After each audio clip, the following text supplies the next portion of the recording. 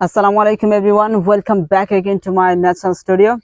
So আজকে আবার আমরা বেসিক স্পোকেন ইংলিশ ক্লাসে আসছি। আর আজকের ক্লাসে আমরা গুরুত্বপূর্ণ কিছু ডাব্লিউএস কোশ্চেন প্র্যাকটিস করব এবং সাথে সাথে আমরা সেন্টেন্স মেকিং করা শিখব। কোশ্চেন করব এবং সেন্টেন্স মেকিং করব, ওকে। এবং পাশাপাশি কিন্তু আমরা একটা গুরুত্বপূর্ণ লিঙ্কিং ওয়ার্ড নিয়ে আলোচনা করব এবং আমরা একটা প্রনাউন্সিয়েশন ক্লাসও আজকে করব। So this class will be very interesting and very helpful for the beginner level student. So if you want this kind of class, so don't skip the video, watch the full video. You will be able to learn something new from this video. So let's start. আমরা সবাই জানি how much শব্দের অর্থ হচ্ছে কত। So how much money do you want? তুমি কত টাকা চাও? How much money do you want? So এই কোশ্চেনটা দিয়ে কিন্তু আপনি অনেকগুলো কোশ্চেন প্র্যাকটিস করতে পারেন। So এটার উত্তরটা আগে বলি, what is the answer of this question? How much money do you want? আপনি বলতে পারেন I want 5,000 টাকা, আমি 5,000 টাকা চাই। I want 3,000 টাকা, I want 10,000 টাকা, I want 6,000 টাকা। এইভাবে সিম্পলি ভাবে আপনি এই অ্যানসারটা দিতে পারেন। সো এখন আমরা how much ব্যবহার করে কিছু কোশ্চেন তৈরি করব। Let's start. How much money do you want? I want 5,000 taka. How much money do you spend? I spend 3,000 taka in a month. How much salary do you get? I get 5,000 taka in a month. How much money do you take? I take 4,000 taka. How much money do you bring? I bring 10,000 taka.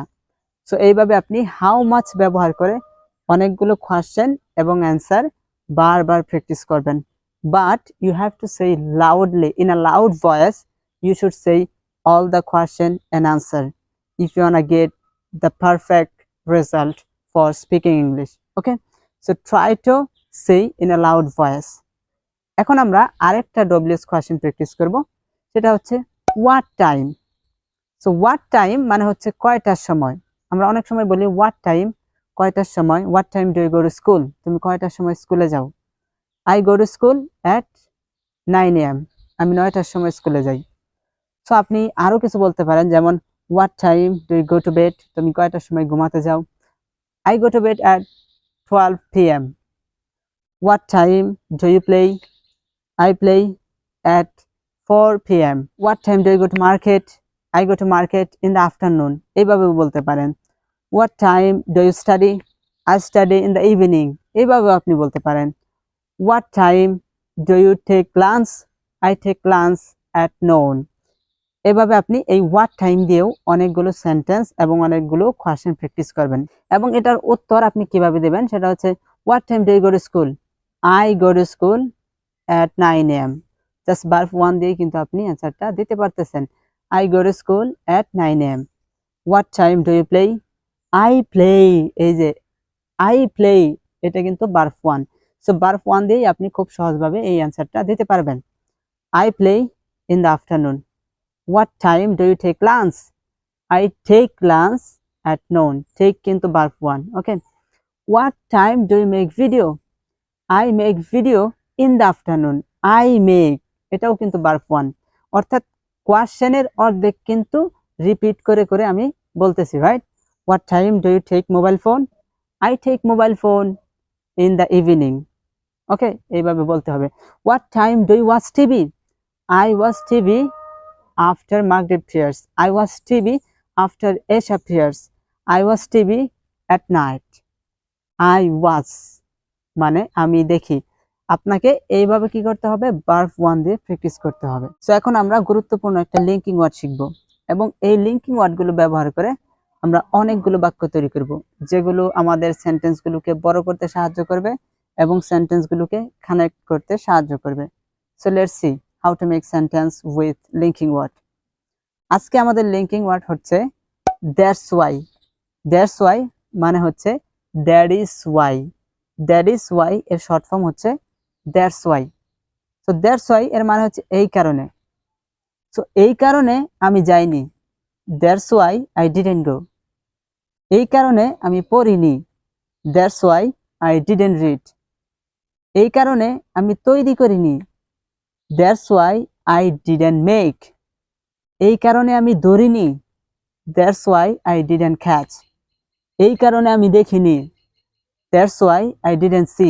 So এইভাবে সর্বপ্রথম আপনি ছোট ছোট সেন্টেন্সগুলো connect করবেন, তারপরে আপনাকে যেটা করতে হবে বড় বড় সেন্টেন্স কানেক্ট করতে হবে। ফর এক্সাম্পল, আমার কাছে টাকা নাই, এই কারণে আমি মোবাইল ফোন কিনবো না। So I don't have money, that's why I will not buy mobile phone. আমার কাছে সময় নাই, এই কারণে আমি যাই না। So I don't have time, that's why I don't go. So আমার কাছে সময় নাই, এই কারণে আমি তাদেরকে শিখাই না। I don't have time, that's why I don't teach them.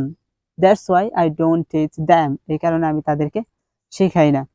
আমার কাছে সময় নাই, that's why I don't go to market in the afternoon. I don't have time, that's why I don't go to market in the afternoon.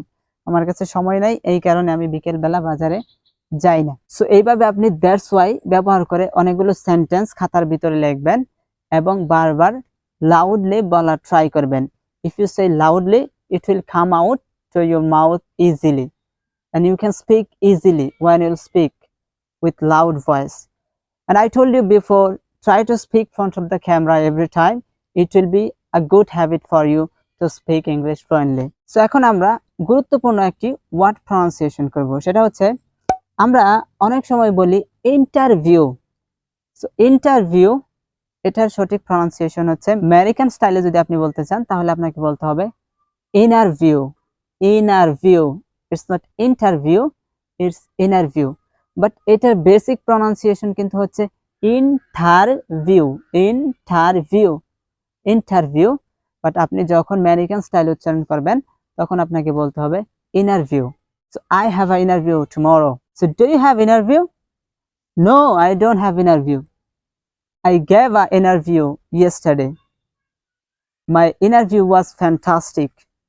I gave the interview, but I will not get the job because they don't like me. So এইভাবে আপনি interview শব্দটাও লিখবেন এবং বারবার এই শব্দটা দিয়ে অনেকগুলো sentence তৈরি করবেন এবং জোরে জোরে লাউডলি বলা ট্রাই করবেন। If you do that, within short time you can speak English fluently.